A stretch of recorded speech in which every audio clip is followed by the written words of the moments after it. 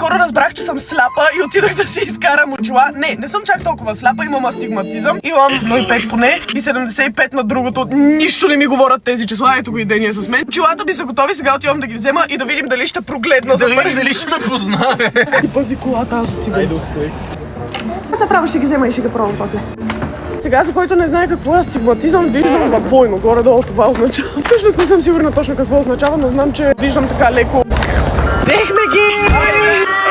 Те ми предложиха да ги пробвам там, обаче аз отказах, защото исках да присъстваш на този важен за мен момент. Добре, готова ли си?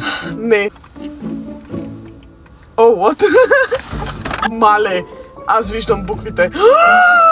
Действително ли до сега не си видяла? Не се Не, в смисъл, аз имам астигматизъм и това значи, че особено светлини надалече ги виждам раздвоен и сега просто целият свят се съедини. О, that's crazy! Аз виждам и там какво пише. Не блокирайте входа на паркинга. Chicken wing! На кой ти приличам? Резервация за това.